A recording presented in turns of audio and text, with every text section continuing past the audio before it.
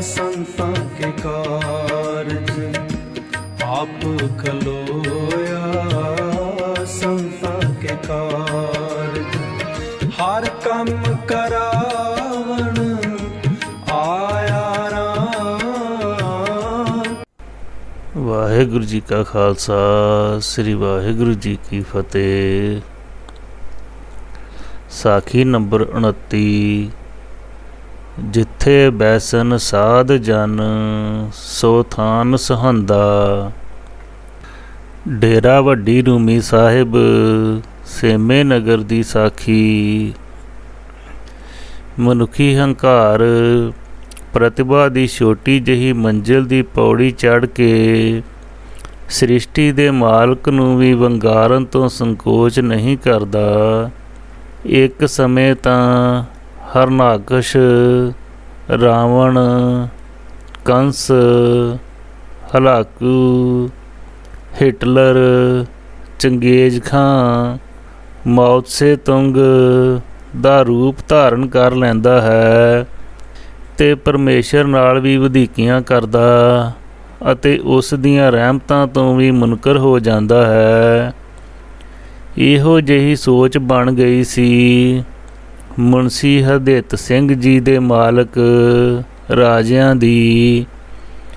ਜਦੋਂ ਬਾਬਾ ਨਰੈਣ ਸਿੰਘ ਜੀ ਪਟਿਆਲੇ ਗਏ ਸਨ ਤਾਂ ਉਸ ਸਮੇਂ ਮੁਨਸ਼ੀ ਜੀ ਨੇ ਭਾਈ ਚੈਨ ਸਿੰਘ ਗ੍ਰੰਥੀ ਦੀ ਕਲਮ ਦਾ ਲਿਖਿਆ ਧੰਨ ਬਾਬਾ ਮਹਾ ਹਰਨਾਮ ਸਿੰਘ ਜੀ ਵੱਲੋਂ ਫਰਮਾਇਆ ਹੋਇਆ ਕਾਗਜ਼ ਪੇਸ਼ ਕੀਤਾ, ਜਿਸ ਵਿੱਚ ਬਾਬਾ ਜੀ ਨੇ ਸੁਖਮਨੀ ਸਾਹਿਬ ਅਤੇ ਸੁਖਮਨੇ ਸਾਹਿਬ ਦੇ ਸੰਪਟ ਪਾਠ ਕਰਵਾਉਣੇ ਹਨ।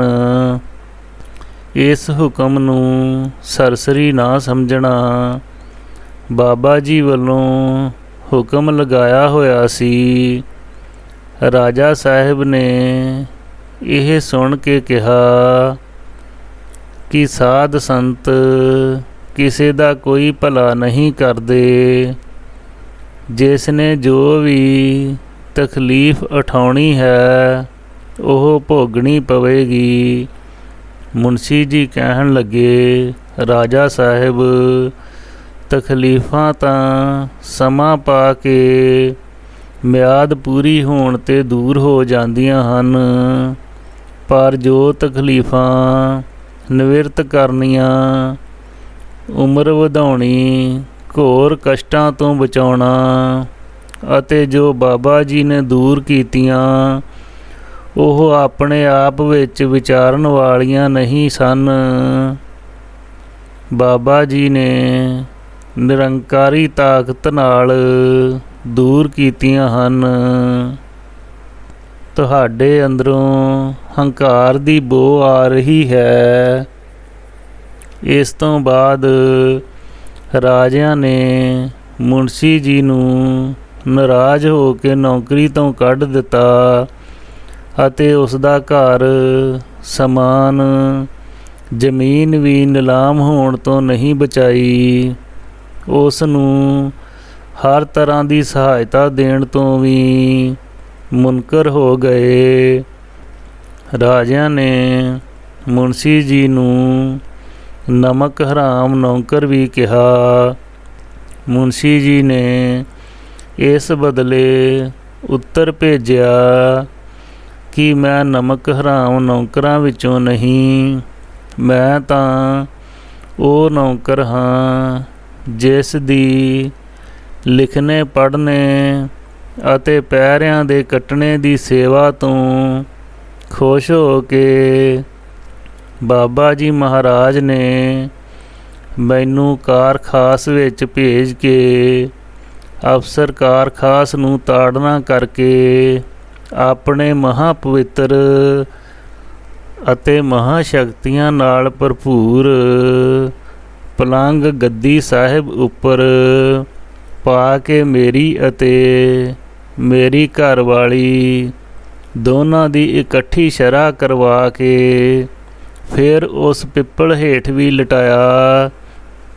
ਜਿੱਥੇ ਸ੍ਰੀ ਗੁਰੂ ਗੋਬਿੰਦ ਸਿੰਘ ਜੀ ਨੇ ਘੋੜਾ ਬੰਨਿਆ ਅਤੇ ਬਾਬਾ ਮਹਾਂ ਹਰਨਾਮ ਸਿੰਘ ਜੀ ਨਾਲ ਗੋਸ਼ਟ ਕੀਤੀ ਸੀ ਤੇ ਦੁਪਹਿਰ ਕੱਟੀ ਸੀ। ਇਸ ਪਿੱਪਲ ਹੇਠ ਮਹਾਦੇਵ, ਦ੍ਰੋਪਦੀ, ਦੇਵੀ ਦੇਵਤਿਆਂ ਨੇ ਵੀ ਭਗਤੀ ਕੀਤੀ ਸੀ। ਬਾਬਾ ਆਨੰਦ ਸਿੰਘ ਜੀ ਮਹਾਰਾਜ ਵੀ ਇਸ ਪਿੱਪਲ ਦੇ ਟਹਿਣੇ ਉੱਪਰ ਬੈਠ ਕੇ ਸਾਰੀ ਰਾਤ ਭਗਤੀ ਕਰਦੇ ਸਨ। ਇਹ ਟਹਿਣਾ ਤਖਤਿਆਣਾ ਢਾਬ ਵਿੱਚ ਅੱਗੇ ਤੱਕ ਜਾਂਦਾ ਸੀ। ਜੇ ਨੀਂਦ ਆਉਣੀ ਤਾਂ ਪਾਣੀ ਵਿੱਚ ਡਿੱਗ ਪੈਂਦੇ। ਇਸ ਪਿੱਪਲ ਹੇਠ ਮੁਨਸ਼ੀ ਜੀ ਅਤੇ ਉਸ ਦੇ ਘਰ ਵਾਲੀ ਤੋਂ ਪਹਿਰੇ ਪਵਾ ਕੇ ਹਜੂਰ ਮਾਲਕਾਂ ਅਤੇ ਰਾਜਿਆਂ ਦੀਆਂ ਪਵਿੱਤਰ ਦੇਹਾਂ ਬਚਾਈਆਂ। ਮੁਨਸ਼ੀ ਜੀ ਲਿਖਦੇ ਹਨ ਕਿ ਰਾਜਾ ਸਾਹਿਬ ਸਮਝਦੇ ਹੋਣਗੇ ਕਿ ਮੈਨੂੰ ਨੌਕਰੀ ਤੋਂ ਹਟਾ ਦਿੱਤਾ ਕਿਉਂਕਿ ਇਹ ਨਮਕ ਹਰਾਮ ਹੈ, ਪਰ ਸ਼੍ਰੀਮਾਨ ਜੀ ਬਾਬਾ ਜੀ ਨੇ ਤਾਂ ਨਹੀਂ ਹਟਾਇਆ। ਮੈਨੂੰ ਤਾਂ ਮਾਲਕ ਬਾਬਾ ਜੀ ਨੇ ਫਰਮਾਇਆ ਸੀ ਕਿ ਪਹਿਰਾ ਸੁਣਨਾ ਯਾਨੀ ਖਾਲੀ ਨਹੀਂ ਛੱਡਣਾ ਅਤੇ ਸੇਵਾ ਨਹੀਂ ਛੱਡਣੀ। ਇਸ ਦੇ ਵਿੱਚ ਤੇਰਾ ਵੀ ਭਲਾ ਅਤੇ ਰਾਜਿਆਂ ਦਾ ਵੀ ਭਲਾ ਹੁੰਦਾ ਰਹੇਗਾ। ਮੁਨਸ਼ੀ ਜੀ ਨੂੰ ਬੇਸ਼ੱਕ ਰਾਜਿਆਂ ਵੱਲੋਂ ਨਮਕ ਹਰਾਮੀ ਨਾਲ ਨਵਾਜਿਆ ਗਿਆ, ਪਰ ਹਜੂਰ ਬਾਬਾ ਜੀ ਨੇ ਉਸ ਦਾ ਲੋਕ ਪਰਲੋਕ ਵਿੱਚ ਸਤਿਕਾਰ ਬਣਾਇਆ। ਰਾਜਿਆਂ ਮਹਾਰਾਜਿਆਂ ਨੂੰ ਸੁੱਖ ਮਿਲਦਾ ਰਹੇ ਤਾਂ ਮੈਂ ਦੀ ਸਵਾਰੀ ਕਰਦੇ ਹਨ, ਜੇ ਦੁੱਖ ਮਿਲੇ ਤਾਂ ਤੂੰ ਜਾਨੀ ਪਰਮਾਤਮਾ ਨੂੰ ਦੋਸ਼ੀ ਕਰਾਰ ਦਿੰਦੇ ਹਨ। ਹੰਕਾਰੀ ਮੈਂ ਦਾ ਸਵਾਰ ਹੁੰਦਾ ਹੈ, ਭਗਤ ਤੂੰ ਦਾ। ਹੰਕਾਰ ਮੈਂ ਨੂੰ ਪ੍ਰਗਟ ਕਰਦਾ ਹੈ, ਤੂੰ ਨਿਰੰਕਾਰ ਨੂੰ ਪ੍ਰਗਟ ਕਰਦਾ ਹੈ। ਸ਼ਲੋਕ ਸੁਖੀ ਬਸੇ ਮਸਕੀਨੀਆਂ ਆਪ ਨਿਵਾਰ ਤਲੇ, ਬੜੇ ਬੜੇ ਹੰਕਾਰੀਆ ਨਾਨਕ ਗਰਭ ਗਲੇ। ਸਾਖੀ ਨੰਬਰ 30। ਮਨ ਰੇ ਹੁਕਮ ਮਨ ਸੁਖ ਹੋਏ। ਬਾਬਾ ਜੀ ਦੇ ਦਰਬਾਰ ਵਿੱਚ ਪਾਬੰਦੀਆਂ। ਪ੍ਰਕਿਰਤੀ ਅਸੂਲਾਂ ਉੱਤੇ ਪਹਿਰਾ ਦਿੰਦੀ ਹੈ। ਹਰ ਇੱਕ ਪ੍ਰਕਿਰਤਕ ਵਸਤੂ ਉਸ ਦੇ ਹੁਕਮ ਵਿੱਚ ਹੈ।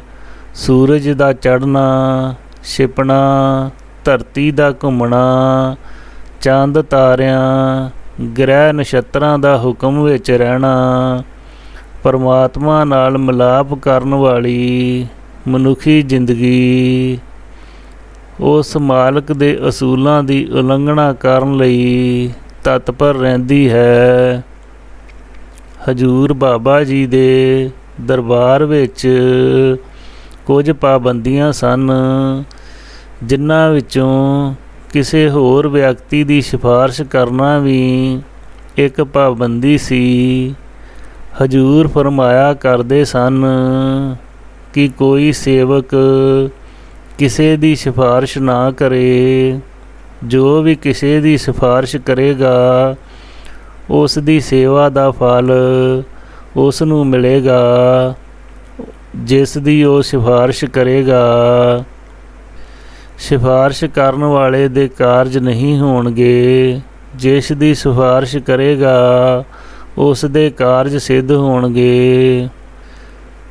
ਰਾਜਾ ਪਰਿਵਾਰ ਕਰਮਗੜ੍ਹ ਵਾਲਾ ਆਮ ਤੌਰ 'ਤੇ ਉਬਾਵਾਲ ਵਾਲਿਆਂ ਦੀ ਸਿਫਾਰਿਸ਼ ਕਰਦੇ ਰਹਿੰਦੇ ਸਨ, ਜਿਸ ਦੇ ਨਤੀਜੇ ਵਜੋਂ ਉਬਾਵਾਲ ਵਾਲੀ ਮਹਾਰਾਣੀ ਦੇ ਕਾਰਜ ਸੰਵਰ ਜਾਂਦੇ ਸਨ।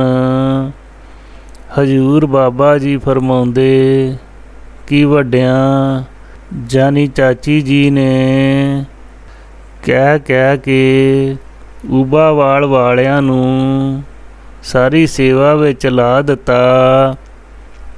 ਰਾਜ ਮਾਤਾ ਜੀ ਦੀ ਪਹਿਲੀ ਸੇਵਾ ਵੀ ਮਹਾਰਾਜ ਬਾਬਾ ਜੀ ਦੇ ਦਰਬਾਰ ਵਿੱਚ ਚਾਚੀ ਜੀ ਦੀ ਸਿਫਾਰਿਸ਼ ਨਾਲ ਮਨਜ਼ੂਰ ਕਰਵਾਈ ਸੀ, ਕਿਉਂਕਿ ਬਾਬਾ ਜੀ ਜਾਣੀ ਜਾਣ ਸਨ।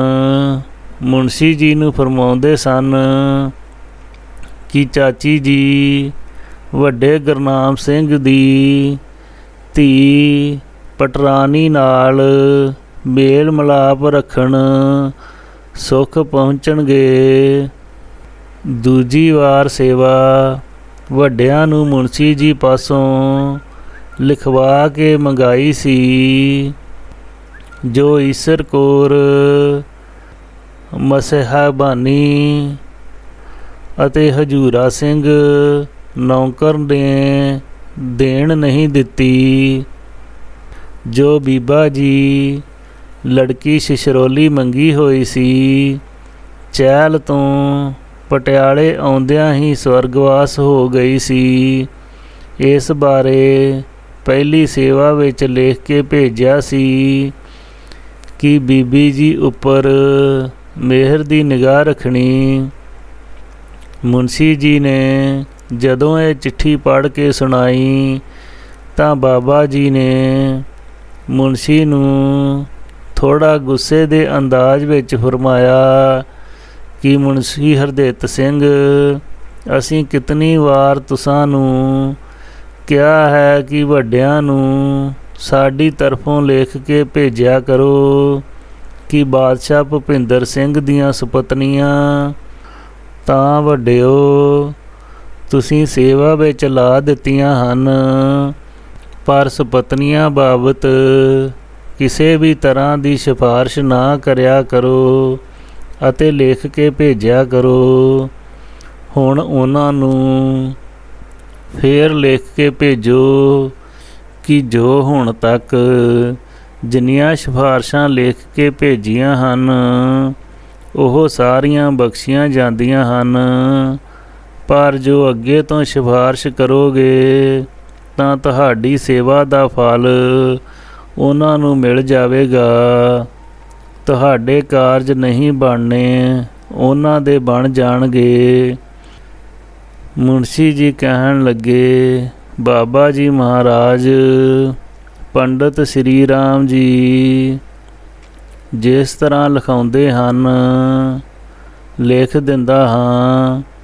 ਮੁਨਸ਼ੀ ਜੀ ਨੇ ਚਾਚੀ ਜੀ ਨੂੰ ਚਿੱਠੀ ਭੇਜ ਦਿੱਤੀ ਕਿ ਹੁਣ ਕਿਸੇ ਦੀ ਵੀ ਸਿਫਾਰਿਸ਼ ਨਹੀਂ ਕਰਨੀ, ਬਾਬਾ ਜੀ ਦਾ ਹੁਕਮ ਹੈ। ਬਾਬਾ ਜੀ ਦੇ ਵਿਛੋੜੇ ਦਾ ਸਦਮਾ ਅਤੇ ਨਾਭੇ ਵਾਲੇ ਮੁਕੱਦਮੇ ਦੇ ਫਿਕਰ ਨਾਲ ਮਹਾਰਾਜਾ ਭੁਪਿੰਦਰ ਸਿੰਘ ਨਿਰਾਸ਼ ਰਹਿਣ ਲੱਗੇ। ਇੱਕ ਦਿਨ ਦਰਬਾਰ ਵਿੱਚੋਂ ਆ ਕੇ ਮਹਿਲਾਂ ਵਿੱਚ ਚੁੱਪਚਾਪ ਪਲੰਘ ਉੱਪਰ ਲੇਟ ਗਏ।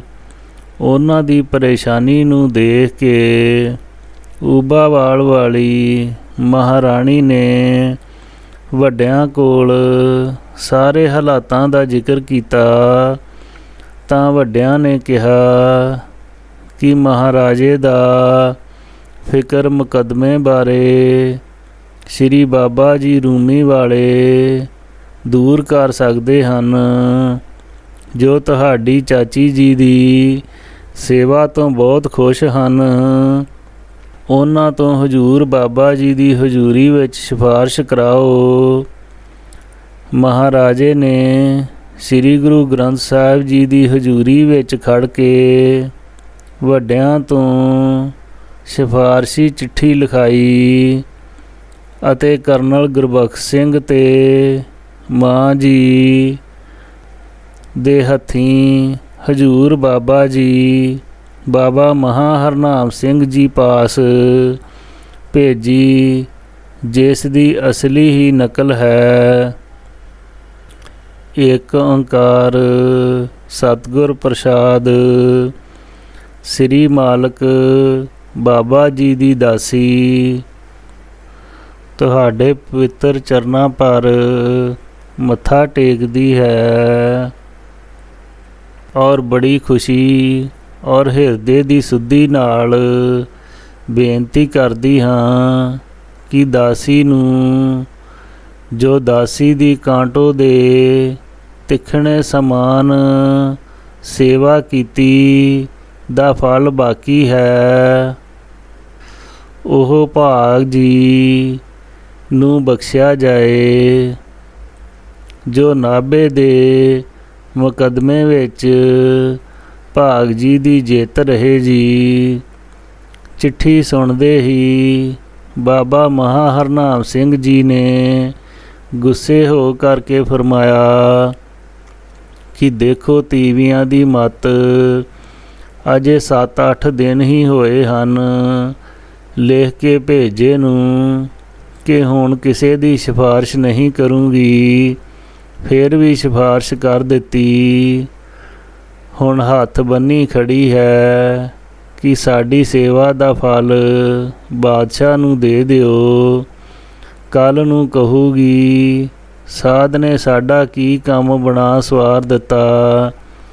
ਇਹ ਨਹੀਂ ਸੋਚਿਆ ਕਿ ਫਕੀਰ ਨੇ ਤਾਂ ਬੇਨਤੀ ਮੰਨਣੀ ਹੈ, ਜੋ ਬਾਦਸ਼ਾਹ ਨੂੰ ਬਖਸ਼ਵਾ ਦਿੱਤਾ। ਅਸੀਂ ਤਾਂ ਕਿਹਾ ਸੀ ਕਿ ਕਿਸੇ ਦੀ ਹੁਣ ਸਿਫਾਰਿਸ਼ ਨਹੀਂ ਕਰਨੀ। ਫਿਰ ਸਾਡਾ ਕੀ ਕਸੂਰ ਕੱਢੂ। ਕੰਮ ਤਾਂ ਸੇਵਾ ਦੇ ਫਲ ਨੇ ਸਵਾਰਨਾ ਹੈ। ਸਾਡੀ ਮਿਹਰ ਦੀ ਨਿਗਾਹ ਤਾਂ ਬੰਦਾ ਕਿਆ ਸਹਾ ਸਕਦਾ ਹੈ। ਖਸਖਸ ਮਾਤਰ ਮਿਹਰ ਦੀ ਨਿਗਾਹ ਵੀ ਨਹੀਂ ਸਹਾਰ ਸਕਦਾ। ਜਦ ਕੁਝ ਦੇਰ ਬਾਅਦ ਗੁੱਸਾ ਠੰਡਾ ਹੋਇਆ ਤਾਂ ਫਰਮਾਇਆ ਕਿ ਚੰਗਾ, ਸਾਨੂੰ ਅੱਗੇ ਕਹਿਣਾ ਹੀ ਪਿਆ। ਜਦ ਉਹ ਜਾਨੀ ਚਾਚੀ ਜੀ ਹੱਥ ਬੰਨੀ ਖੜੀ ਹੈ, ਸੱਦੋ ਦਲੀਪ ਕੋ ਰੁਕਮਣੀ और धन को राधिका दी माता और भाई को, जो उन्होंने पुछिए क्या कहन सुन आए हो। करनल गुरबख्श सिंह नूं सद के पेश किया गया। मुंशी जी लिखण दी सेवा कर रहे सन, जो बाहर आ गए। ਵੱਡਿਆਂ ਵੱਲੋਂ ਭੇਜੀ ਹੋਈ ਚਿੱਠੀ ਪੜ੍ਹਨ ਅਤੇ ਸਿਫਾਰਸ਼ ਸੁਣਨ ਤੋਂ ਬਾਅਦ ਹਜ਼ੂਰ ਬਾਬਾ ਜੀ ਨੇ ਨਾਭੇ ਦੇ ਮੁਕੱਦਮੇ ਵਿੱਚ ਜਿੱਤ ਦਾ ਵਰਦਾਨ ਦਿੱਤਾ ਅਤੇ ਮੁਨਸ਼ੀ ਜੀ ਨੂੰ ਹੁਕਮ ਦਿੱਤਾ, ਜਾਓ ਇਹਨਾਂ ਨੂੰ ਗੱਡੀ ਚੜ੍ਹਾ ਆਓ। ਸੋ ਬਚਨ ਅਟੱਲ ਹੋਇਆ।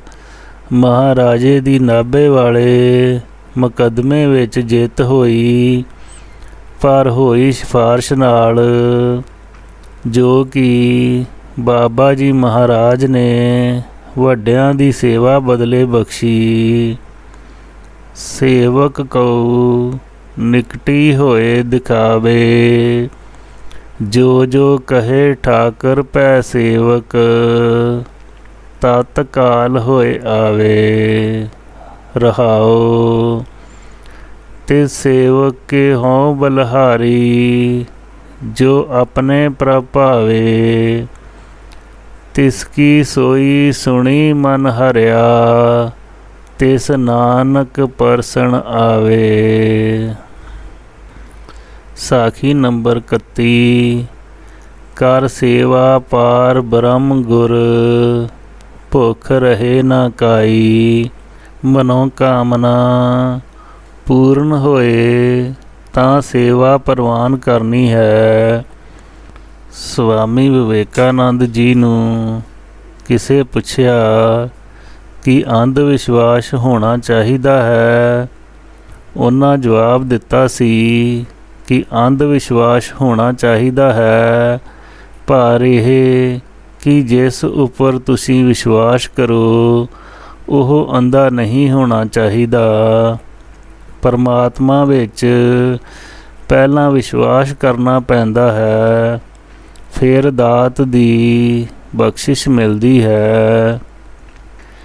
ਜਾ ਕੇ ਹਿਰਦੇ ਵਿਸ਼ਵਾਸ ਪ੍ਰਭ ਆਇਆ, ਤਤ ਗਿਆਨ ਤਿਸ ਮਨ ਪ੍ਰਗਟਾਇਆ। ਮੁਨਸ਼ੀ ਜੀ ਡੇਰਾ ਰੂਮੀ ਵਾਲਾ ਭੁੱਚੋ ਕਲਾਂ ਤੋਂ ਪਟਿਆਲਾ ਜਾਣ ਲੱਗੇ ਤਾਂ ਸੰਤ ਬਾਬਾ ਨਰੈਣ ਸਿੰਘ ਜੀ ਨੇ ਫਰਮਾਇਆ, ਮੁਨਸ਼ੀ ਜੀ ਪਟਿਆਲੇ ਵਾਲੇ ਨਵੇਂ ਰਾਜਾ ਸਾਹਿਬ ਬਾਬਾ ਜੀ ਦੇ ਦਰਬਾਰ ਵਿੱਚ ਪਹਿਰਾ ਕੱਟ ਜਾਣ। ਸ੍ਰੀ ਬਾਬਾ ਜੀ ਮਹਾਰਾਜ ਰੂਮੀ ਵਾਲਿਆਂ ਦੀ ਉਹਨਾਂ ਉੱਪਰ ਮਿਹਰ ਦੀ ਨਿਗਾਹ ਹੋ ਰਹੀ ਹੈ। ਸੇਵਾ ਜੋ ਵਾਪਸ ਭੇਜੀ ਹੈ ਇਸ ਦਾ ਖਿਆਲ ਨਹੀਂ ਕਰਨਾ, ਕਿਉਂਕਿ ਹਜ਼ੂਰ ਬਾਬਾ ਜੀ ਜੋਤੀ ਜੋਤ ਸਮਾਉਣ ਤੋਂ ਪਹਿਲਾਂ ਫਰਮਾਇਆ ਕਰਦੇ ਸੀ ਕਿ ਪਹਿਲਾਂ ਸ਼ਰਧਾਲੂ ਦੀ ਮਨੋਕਾਮਨਾ ਪੂਰੀ ਕਰਨੀ ਚਾਹੀਦੀ ਹੈ, ਫਿਰ ਸੇਵਾ ਲੈਣ ਯੋਗ ਹੁੰਦੀ ਹੈ। ਸੇਵਾ ਉਹੀ ਫਲ ਅਤੇ ਲਾਭ ਦੇਣ ਵਾਲੀ ਹੁੰਦੀ ਹੈ ਜੋ ਮਨੋਕਾਮਨਾ ਪੂਰੀ ਹੋ ਜਾਣ ਉੱਤੇ ਖੁਸ਼ੀ ਨਾਲ ਸੇਵਾ ਕੀਤੀ ਜਾਵੇ। ਖੁਸ਼ੀ ਉਸ ਵੇਲੇ ਹੁੰਦੀ ਹੈ ਜਦੋਂ ਸੇਵਾਦਾਰ ਦੀ ਮਨੋਕਾਮਨਾ ਪੂਰੀ ਹੋ ਜਾਏ। ਸ੍ਰੀ ਰਾਜਾ ਸਾਹਿਬ ਭਾਵਨਾ ਨਾਲ ਪਹਿਰਾ ਕੱਟੇ। ਜਦੋਂ ਮਨੋਕਾਮਨਾ ਪੂਰੀ ਹੋ ਜਾਏ ਫਿਰ ਜਿਤਨੀ ਇੱਛਾ ਹੋਵੇ ਸੇਵਾ ਕਰ ਦੇਵੇ। ਸ੍ਰੀ ਰਾਜਾ ਸਾਹਿਬ ਆਪਣੇ ਭਾਈ ਸਾਹਿਬ ਮਹਾਰਾਜਾ ਭੁਪਿੰਦਰ ਸਿੰਘ ਜੀ ਨਾਲ ਬਿਕਰਮੀ 1977 ਮੱਘਰ ਮਹੀਨੇ ਬਾਬਾ ਜੀ ਮਹਾਰਾਜ ਪਾਸ ਆਏ ਸੀ ਤਾਂ 3-4 ਵਾਰ ਪ੍ਰਾਰਥਨਾ ਕੀਤੀ ਸੀ ਕਿ ਸਵਾਮੀ ਜੀ ਮੈਨੂੰ ਸੇਵਾ ਬਖਸ਼ੋ। ਬਾਬਾ ਜੀ ਨੇ ਫਰਮਾਇਆ ਸੀ ਕਿ ਪਹਿਲਾਂ ਇਹਨਾਂ ਉੱਪਰ ਜੋ ਅਸ਼ੁਭ ਤਕਲੀਫਾਂ ਆਉਣ ਵਾਲੀਆਂ ਦੂਰ ਕੀਤੀਆਂ ਜਾਣ, ਫਿਰ ਸੋਚ ਵਿਚਾਰ ਕੇ ਇਕੱਲਿਆਂ ਨੂੰ ਸੇਵਾ ਦੱਸਾਂਗੇ। ਮਾਇਆ ਮਿਸ਼ਰੀ ਦੇ ਥਾਲ ਅਤੇ ਫੁੱਲਾਂ ਦੇ ਗੁਲਦਸਤੇ ਜੋ ਬਾਬਾ ਜੀ ਦੀ ਹਜ਼ੂਰੀ ਵਿੱਚ ਪੇਸ਼ ਕੀਤੇ ਸਨ ਸਭ ਵਾਪਸ ਕਰ ਦਿੱਤੇ ਸੀ। ਮਹਾਰਾਜਾ ਸਾਹਿਬ ਜੀ ਲੱਖਾਂ ਦੀ ਸੇਵਾ ਟਿੱਲਾ ਸਾਹਿਬ ਅਤੇ ਤਖਤਿਆਣਾ ਤਲਾਬ ਬਣਾਉਣ ਲਈ ਤਿਆਰ ਸਨ। ਬਾਬਾ ਨਰੈਣ ਸਿੰਘ ਜੀ ਨੇ ਫਰਮਾਇਆ, ਰਾਜਾ ਸਾਹਿਬ ਆਪਣੇ ਪਵਿੱਤਰ ਹਿਰਦੇ ਵਿੱਚ ਜਿਸ ਇੱਛਾ ਦੀ ਭਾਵਨਾ ਧਾਰ ਕੇ ਪਹਿਰਾ ਕੱਟੇ, ਸੱਚੇ ਪਾਤਸ਼ਾਹ ਮਿਹਰ ਕਰਨਗੇ। ਪਤਾ ਲੱਗਾ ਹੈ ਕਿ ਮਹਾਰਾਜਾ ਸਾਹਿਬ ਹਰਿਦੁਆਰ ਇਸ਼ਨਾਨ ਕਰਨ ਲਈ ਤਸ਼ਰੀਫ ਲੈ ਜਾ ਰਹੇ ਹਨ, ਜੋ ਅਤੀ ਖੁਸ਼ੀ ਕੀ ਬਾਤ ਹੈ। ਪਰ ਜੇਕਰ ਰਿਸ਼ੀਕੇਸ਼ ਕਿਸੇ ਰਿਸ਼ੀ ਮਟਨੀ ਪਾਸ ਜਾ ਰਹੇ ਹੈ ਤਾਂ ਇਹ ਲਾਭ ਸ੍ਰੀ ਬਾਬਾ ਜੀ ਮਹਾਰਾਜ ਰੂਮੀ ਭੁੱਚੋ ਵਾਲਿਆਂ ਦੇ ਉਪਦੇਸ਼ਾਂ ਉਪਾਅ ਕੀਤੇ ਬਿਨਾਂ ਹਾਸਲ ਹੋਣਾ ਅਸੰਭਵ ਹੈ। ਮੁਨਸ਼ੀ ਹਰਦੇਤ ਸਿੰਘ ਜੀ ਬਾਬਾ ਜੀ ਦੇ ਮੁਖਾਰਬਿੰਦ ਤੋਂ ਫਰਮਾਏ ਕਵਿਤ ਲਿਖਦੇ ਹਨ। ਕਵਿਤ 1 ਨਾਭਾ ਪਟਿਆਲਾ ਸੰਗਰੂਰਾਂ ਤੋਂ ਫਰੀਦਕੋਟ ਚਾਰੋਂ ਰਜਬੰਸੀ, ਤਹਿ ਭਲੀ ਭਾਤ ਜਾਨੀਐ, ਤਹਿ ਚਾਰੋਂ ਹੀ ਕਿ ਮੈਂ ਅਤ ਧਰਮੀ। ਪਰਬਨ ਬੜੋ ਸ਼ਹਿਰ ਤੋਂ ਪਟਿਆਲਾ, ਅਤ ਹਿੰਦ ਧਰਮ ਜਾਨੀਐ। ਇਲਾਕਾ ਸੁਰਾਜ ਹੈ सो राजा महाराजन को राजा, तो महेंद्र सिंह भली भांत जानिए। तिनकी सोतती मैं कबित कह समाहे, कह कवि हरनाम सिंह नाम पहचानिए। कबित दो स्वर्ग विखे बैकुंठ, इंद्र भवन ही के भवन जैसे। ऐसे भवन तिहि सुंदरी पछान लै, कई तह गान करे, कई तह ध्यान धरे, कई तह ज्ञान रहे, चीत मह भान लै। संत तो प्यारा दास गांधा सिंह, संत रहे कवि तारा सिंह, रामदास तो पछाल लै। ऐसे वत नागर उजागर रागन, नगर तो पटियाला हरि नाम सिंह जान लै। कबित नंबर 3। कतह कामनी सब रूप, जैसे दामनी बचित्र, सो अंगनी खलीफा तह भगत हैं। दसनन की पांत पेख दा रस तां, जात को कलास धुन सुन हिए विस्मात है। पीर सुख प्रसे तह मुख की करांत, जाल पेख मीर सूत्र नहीं रुचर सुगत है। महेंद्र सिंह राजा को चुराया चित चंचला, हरि नाम सिंह नारी ऐसी सुंदर सुहात है। दोहरा दृग खोलत जब कामनी, सास दनेस होई सीत, और की गन को गने बरना हरेती चीत। दोहरा दृग मुंदरत अवला जबे एह, पांचों पसतान, सस दिनेश रिख देव सब, और जो हैं बरनाना।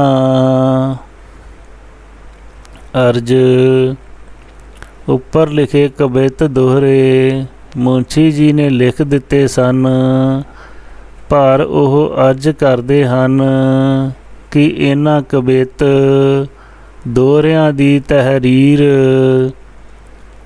ਜਾਨੀ ਮਤਲਬ ਵਿੱਚ ਜੋ ਖਾਸੀਅਤ ਅਤੇ ਅਸਰ ਹੈ, ਉਸ ਦਾ ਹਾਲ ਪੰਡਤ ਸ੍ਰੀ ਰਾਮ ਸਿੰਘ ਜੀ ਅਤੇ ਸਰਦਾਰ ਹਰਚੰਦ ਸਿੰਘ ਜੀ ਬੀਬੀ ਕਾ ਕੇ ਨੂੰ ਮਾਲੂਮ ਸੀ। ਉਹ ਇਤਨੀ ਅਰਜ਼ ਕਰਦੇ ਹਨ ਕਿ ਅਲਬੱਤਾ ਇਤਨਾ ਅਰਜ਼ ਕਰ ਦੇਣਾ ਜ਼ਰੂਰੀ ਅਤੇ ਮਨ ਸਮਝਾ ਹੈ कि हजूर मालकों की सेवा ने रियासत पटियाला को तो नुकसान पहुंचने से बचाना ही था। इस दे नाल ही नाभा, संगरूर, फरीदकोट भी बचा लिया सी, क्योंकि हजूर मालकां दी सेवा विच लग जाण दे कारण ਉਹਨਾਂ ਤੋਂ ਖੁਸ਼ ਹੋ ਕੇ ਰਿਆਸਤ ਪਟਿਆਲਾ ਨੂੰ ਬਚਾਉਣਾ ਹੀ ਸੀ, ਪਰ ਨਾਲ ਹੀ ਪੱਟ ਪਊ ਪਟਿਆਲੇ ਵਾਲੇ ਸਾਰੇ ਸੰਦ ਉੱਪਰ ਸਿਆਹੀ ਫਰੋਣ ਕਾਰਨ ਦੂਜੀਆਂ ਹੋਰ 3 ਰਿਆਸਤਾਂ ਵੀ ਬਚ ਗਈਆਂ। ਹਜੂਰ ਬਾਬਾ ਜੀ ਮਹਾਰਾਜ ਨੇ ਫਰਮਾਇਆ कि इन्हां ऊपर स्याही फरमाने का मतलब सी कि जो जो कुछ हमारे हुक्म से दफ्तर में लिखा जाता है उस ऊपर वैकुंठ में महाविष्णु भगवान के दफ्तर में दर्ज हो जाता है। जब वो हुक्म ऐथे मृत लोक और हमारे दफ्तर में मिट जाता या मनसूख हो जाता तो बैकुंठ में महाविष्णु भगवान के दफ्तर में भी लिखा हुआ मिट गया। करमगढ़ वालियां दे शुद्ध हिरदे नाल नेक अते शुभ ख्यालां नाल सेवा ਵਿੱਚ ਲੱਗ ਜਾਣ ਅਤੇ ਆਪਣੇ ਨਾਲ ਮਹਾਰਾਣੀਆਂ ਨੂੰ ਉਪਦੇਸ਼ ਕਰਕੇ ਬਾਬਾ ਜੀ ਦੀ ਸੇਵਾ ਵਿੱਚ ਲਗਾ ਦੇਣ ਨਾਲ ਇਹ ਉੱਪਰ ਲਿਖਿਆ ਹੋਇਆ ਫਲ ਅਤੇ ਲਾਭ ਹਾਸਲ ਹੋਇਆ। ਗੌੜੀ ਮਹੱਲਾ ਪੰਜਵਾਂ। ਜਾ ਕਾ ਮੀਤ ਸਾਜਨ ਹੈ ਸਮੀਆਂ तिस जन को कहू का की कमियाँ। जाकी प्रीत गोबिंद स्यों लागी दुख दर्द परम ताका भागी रहाओ। जाको रस हर रस है आयो सो अन रस नाही लपटायो। जाका कह्या दरगे चले सो किसको नदर लै आवे तले। जाका सब किछ ताका होए नानक ताको सदा सुख होए। साखी नंबर 32। महापुरखां दी रचना तो ਨਿਕਲੇ ਹੋਏ ਬੋਲ ਪਾਰਸ ਹੁੰਦੇ ਨੇ। ਅਵਤਾਰੀ ਮਹਾਂਪੁਰਖਾਂ ਦੇ ਬੋਲ ਪਰਮਾਤਮਾ ਦੀ ਬਾਣੀ ਪਰਮਾਤਮਾ ਦੇ ਬੋਲ ਹੁੰਦੇ ਹਨ। ਜੋ ਪਰਮਾਤਮਾ ਨਾਲ ਮਿਲਾਪ ਤੋਂ ਬਾਅਦ ਚੁੱਪ ਕਰ ਜਾਂਦੇ ਹਨ ਉਹ ਸੰਤ ਸ਼੍ਰੇਣੀ ਦੇ ਮਹਾਂਪੁਰਸ਼ ਹੁੰਦੇ ਹਨ। ਜੋ ਮਨੁੱਖਤਾ ਲਈ ਪ੍ਰਭੂ ਦੇ ਬੋਲਾਂ ਨੂੰ ਬਾਣੀ ਰਾਹੀਂ ਪ੍ਰਗਟ ਕਰ ਦੇਣ ਉਹ ਮਹਾਂਪੁਰਖ ਅਵਤਾਰ ਸ਼੍ਰੇਣੀ ਵਿੱਚ ਆਉਂਦੇ ਹਨ। ਜਿਵੇਂ ਗੁਰੂ ਨਾਨਕ ਦੇਵ ਜੀ, ਹਜ਼ਰਤ ਮੁਹੰਮਦ ਸਾਹਿਬ, ਈਸਾ ਮਸੀਹ ਜੀ, ਸ਼੍ਰੋਮਣੀ ਭਗਤ ਕਬੀਰ ਜੀ, ਰਵਿਦਾਸ ਜੀ, ਫਰੀਦ ਜੀ, ਇਸ ਸ਼੍ਰੇਣੀ ਦੇ ਭਗਤ ਪਰਮਾਤਮਾ ਹੀ ਹੋਏ ਹੁੰਦੇ ਹਨ। ਜਿਵੇਂ ਬੂੰਦ ਸਾਗਰ ਵਿੱਚ ਮਿਲ ਕੇ ਸਾਗਰ ਹੋ ਜਾਂਦੀ ਹੈ, ਸੱਚੇ ਸੁੱਚੇ ਰਾਜਿਆਂ, ਮਹਾਰਾਜਿਆਂ, ਰਾਜਨੀਤਿਕਾਂ ਦੇ ਬੋਲ ਸਮਾਜਿਕ ਜੀਵ ਲਈ ਪਾਰਸ ਹੁੰਦੇ ਹਨ। ਸੰਤ ਮਹਾਂਪੁਰਸ਼ਾਂ ਦੇ ਬਚਨ ਲੋਕ ਪਰਲੋਕ ਦੀਆਂ ਤਕਦੀਰਾਂ ਲਿਖਦੇ ਹਨ। ਦੁਨਿਆਵੀ ਮਨੁੱਖ ਇਹਨਾਂ ਦੇ ਦਰਸਾਏ ਮਾਰਗ ਉੱਤੇ ਚੱਲ ਕੇ ਆਪਣੀ ਜ਼ਿੰਦਗੀ ਨੂੰ ਸਫਲ ਮੰਜ਼ਿਲ ਵੱਲ ਲੈ ਜਾਂਦਾ ਹੈ। ਹੁਕਮਰਾਨ ਆਪਣੇ ਰਾਜ ਭਾਗ ਦੇ ਅੰਦਰ ਆਰਥਿਕ ਲੋੜਾਂ ਦੀ ਪੂਰਤੀ ਲਈ ਆਪਣੀ ਰਜਾ ਦੇ ਦਾਤੇ ਮੰਨੇ ਜਾਂਦੇ ਹਨ। ਇੱਕ ਰਿਆਸਤ ਦਾ ਰਾਜਾ ਜੰਗਲ ਵਿੱਚ ਸ਼ਿਕਾਰ ਖੇਡਦਾ ਆਪਣੇ ਅਹਿਲਕਾਰਾਂ ਨੌਕਰਾਂ ਤੋਂ ਦੂਰ ਨਿਕਲ ਗਿਆ। ਉਸ ਨੂੰ ਬਹੁਤ ਪਿਆਸ ਲੱਗੀ ਤਾਂ ਉਸਨੇ ਆਪਣਾ ਘੋੜਾ ਦੂਰ ਦਿਖਾਈ ਦਿੰਦੇ ਇੱਕ ਪਿੰਡ ਵੱਲ ਮੋੜਿਆ। ਸਾਹਮਣੇ ਇੱਕ ਘਰ ਦਾ ਦਰਵਾਜ਼ਾ ਖੁੱਲ੍ਹਾ ਹੋਇਆ ਦੇਖ ਕੇ ਰਾਜਾ ਘੋੜੇ ਉੱਪਰੋਂ ਉਤਰ ਕੇ ਦਰਵਾਜ਼ੇ ਕੋਲ ਜਾ ਖੜਾ ਹੋਇਆ। ਅੰਦਰੋਂ ਇੱਕ ਬੁੱਢੀ ਮਾਤਾ ਨੇ ਦੇਖਿਆ ਕਿ ਕੋਈ ਮੁਸਾਫਰ ਮੇਰੇ ਦਰਵਾਜ਼ੇ 'ਤੇ ਖੜਾ ਹੈ। ਉਹ ਰਾਜੇ ਕੋਲ ਪਹੁੰਚੀ ਅਤੇ ਪੁੱਛਣ ਲੱਗੀ, ਪੁੱਤਰ ਕੀ ਦੇਖ ਰਹੇ ਹੋ? ਮਹਾਰਾਜੇ ਨੇ ਕਿਹਾ, ਮਾਤਾ ਪਿਆਸ ਬਹੁਤ ਲੱਗੀ ਹੈ, ਠੰਡਾ ਪਾਣੀ ਮਿਲ ਜਾਊਗਾ। ਮਾਤਾ ਗਲਾਸ ਸਾਫ਼ ਕਰਕੇ ਘੜੇ ਵਿੱਚੋਂ ਠੰਡਾ ਪਾਣੀ ਲੈ ਆਈ। ਪਿਆਸ ਨਾਲ ਵਿਆਕੁਲ ਹੋਏ ਬਾਦਸ਼ਾਹ ਦਾ ਹਿਰਦਾ ਮਾਈ ਨੂੰ ਅਸੀਸਾਂ ਦੇਣ ਲੱਗਾ।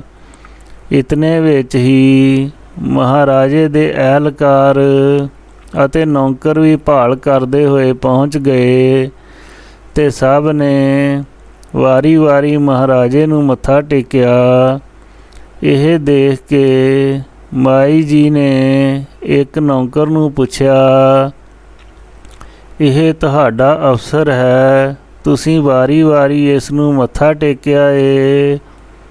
ਨੌਕਰ ਨੇ ਕਿਹਾ, ਮਾਤਾ ਜੀ ਇਹ ਮਹਾਰਾਜਾ ਹੈ। ਮਾਈ ਨੇ ਸੁਣਿਆ ਹੋਇਆ ਸੀ ਕਿ ਰਾਜੇ ਮਹਾਰਾਜੇ ਪਾਰਸ ਹੁੰਦੇ ਹਨ।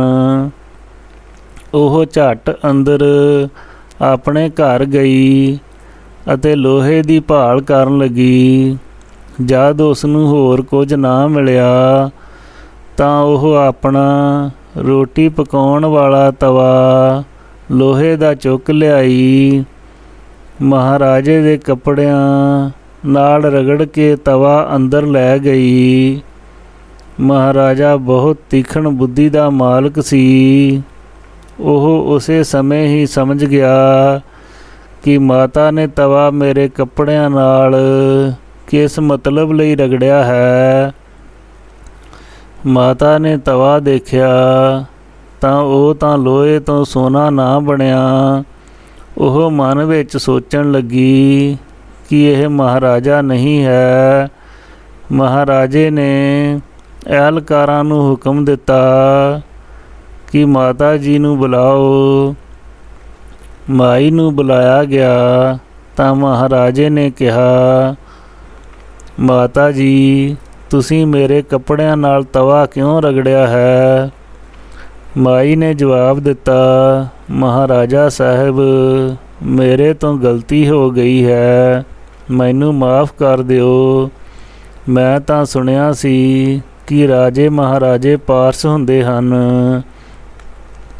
ਮੇਰੇ ਕੋਲ ਇਹ ਤਵਾ ਹੀ ਸੀ ਜੋ ਮੈਂ ਚਾਹੁੰਦੀ ਸੀ ਸੋਨੇ ਦਾ ਬਣ ਜਾਏ ਅਤੇ ਮੈਂ ਇਸ ਨੂੰ ਥੋੜ੍ਹਾ ਥੋੜ੍ਹਾ ਕਰਕੇ ਵੇਚ ਕੇ ਗੁਜ਼ਾਰਾ ਕਰਦੀ ਰਹਾਂਗੀ। ਮੇਰਾ ਬੁਢਾਪਾ ਕੱਟਣਾ ਆਸਾਨ ਹੋ ਜਾਏਗਾ।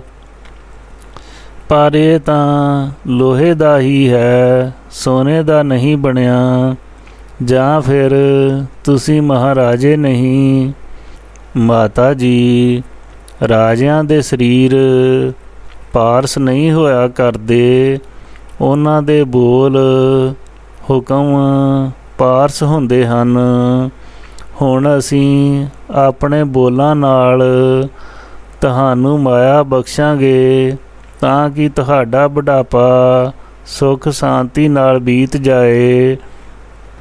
ਮਹਾਰਾਜੇ ਨੇ ਉਸੇ ਸਮੇਂ ਪਿੰਡ ਦੇ ਨੰਬਰਦਾਰਾਂ ਨੂੰ ਬੁਲਾ ਕੇ ਹੁਕਮ ਕੀਤੇ ਕਿ ਮਾਈ ਨੂੰ ਜਿਤਨੇ ਪੈਸਿਆਂ ਦੀ ਲੋੜ ਹੋਵੇ ਖਜ਼ਾਨੇ ਵਿੱਚੋਂ ਲਿਆ ਕੇ ਦੇ ਦਿਆ ਕਰੋ ਤਾਂ ਕਿ ਇਸ ਨੂੰ ਬੁਢਾਪੇ ਵਿੱਚ ਕੋਈ ਤਕਲੀਫ ਨਾ ਹੋਵੇ।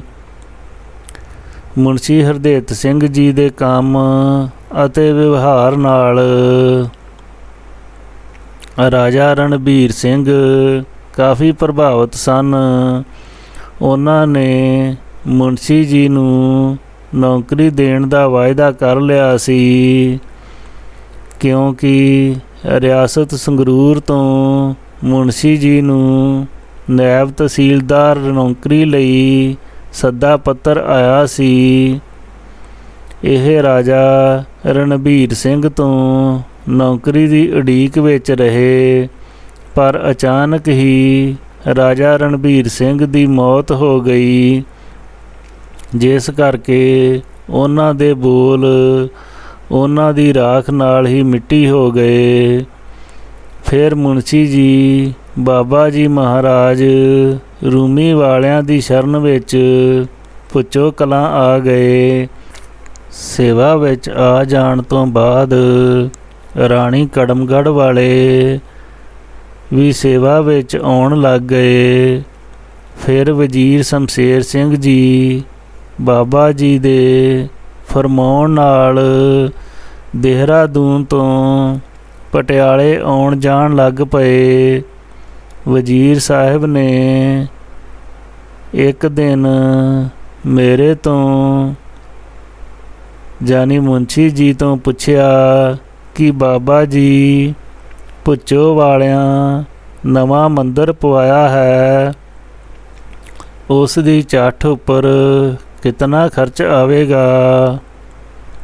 ਮੈਂ ਸੁਣਿਆ ਹੈ ਕਿ ਬਾਬਾ ਜੀ ਮਹਾਰਾਜ ਚੱਠ ਕਰਕੇ ਹੀ ਮੰਦਰ ਵਿੱਚ ਆਉਣਗੇ। ਜਦ ਵੀ ਕੋਈ ਆਉਂਦਾ ਤਾਂ ਪੁੱਛਦਾ ਕਿ ਮੰਦਰ ਤਿਆਰ ਹੋਏ ਨੂੰ ਕਾਫੀ ਦੇਰ ਹੋ ਗਈ ਹੈ, ਹਜੂਰ ਬਾਬਾ ਜੀ ਨਵੇਂ ਮੰਦਰ ਵਿੱਚ ਕਿਉਂ ਨਹੀਂ ਜਾਂਦੇ?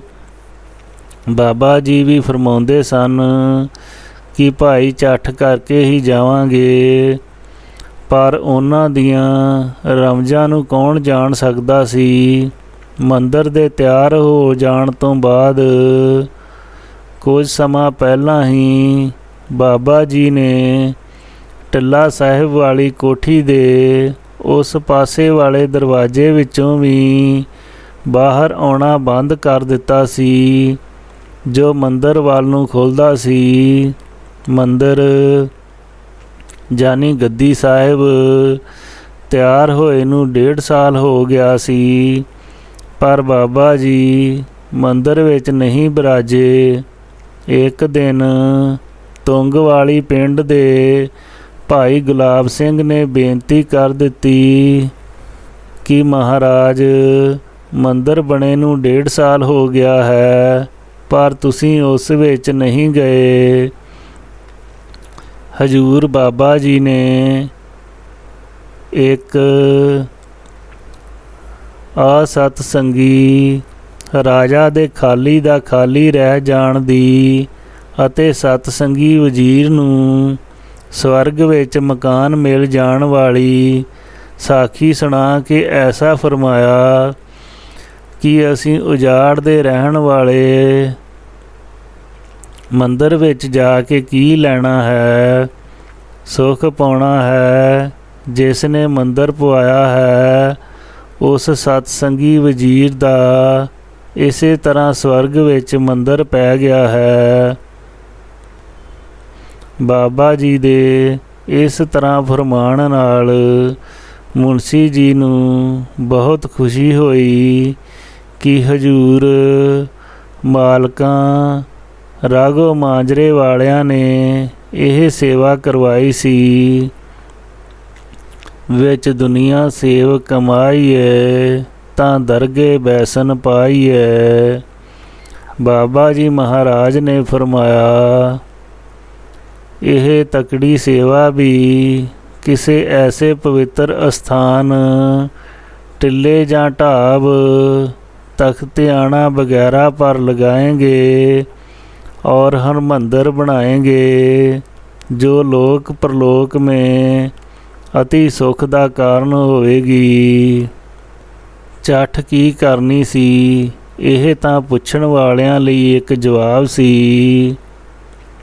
ਅਸਲੀ ਗੱਲ ਤਾਂ ਜਾਨੀ ਮਹਿਰਮ ਤਾਂ ਸਵਰਗ ਵਿੱਚ ਮੰਦਰ ਪੈ ਜਾਣ ਵਾਲੀ ਸੀ। ਹੁਣ ਮੁਨਸ਼ੀ ਜੀ ਨੂੰ ਚਿੰਤਾ ਹੋ ਗਈ ਕਿ ਹਜੂਰ ਬਾਬਾ ਜੀ ਟਿੱਲਾ ਸਾਹਿਬ, ਹਰਮੰਦਰ, ਤਲਾਬ, ਤਖਤਿਆਣਾ ਦੀ ਸੇਵਾ ਰਾਘੋ ਮਾਂਜਰੇ ਵਾਲਿਆਂ ਨੂੰ ਲਗਾਉਣਗੇ ਤਾਂ ਸ਼੍ਰੀਮਾਨ ਵਜ਼ੀਰ ਸਾਹਿਬ ਨਾਰਾਜ਼ ਹੋ ਜਾਣਗੇ ਅਤੇ ਕਹਿਣਗੇ ਕਿ ਮੁਨਸ਼ੀ ਜੀ ਤੁਸੀਂ ਝੂਠ ਬੋਲਿਆ ਹੈ ਕਿ ਬਾਬਾ ਜੀ ਚੱਠ ਕਰਕੇ ਮੰਦਰ ਵਿੱਚ ਜਾਣਗੇ। ਇਹ ਨਹੀਂ ਦੱਸਿਆ ਕਿ ਲੋਕ ਪਰਲੋਕ ਸੁਖੀ ਹੋ ਜਾਵੇਗਾ। ਪੌੜੀ ਸਾ ਸੇਵਾ ਕੀਤੀ ਸਫਲ ਹੈ, ਜਿਤ ਸਤਿਗੁਰ ਕਾ ਮਨ ਮੰਨੇ। ਜਾ ਸਤਿਗੁਰ ਕਾ ਮਨ ਮੰਨਿਆ, ਤਾਂ ਪਾਪ ਕਸਮਲ ਭੰਨੇ। ਸ੍ਰੀ ਵਾਹਿਗੁਰੂ ਜੀ ਕਾ ਖਾਲਸਾ, ਸ੍ਰੀ ਵਾਹਿਗੁਰੂ ਜੀ ਕੀ ਫਤਿਹ।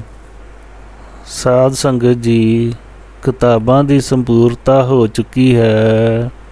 ਅਸੀਸਾਂ ਬਾਬਾ ਖੇਮ ਸਿੰਘ ਜੀ, ਪ੍ਰਕਾਸ਼ਕ ਬਾਬਾ ਸੁਖਦੇਵ ਸਿੰਘ ਜੀ, ਮੌਜੂਦਾ ਮਹਾਂਪੁਰਸ਼ ਡੇਰਾ ਬਾਬਾ ਰੂਮੀ ਵਾਲਾ, ਭੁੱਚੋ ਕਲਾ, ਬਠਿੰਡਾ।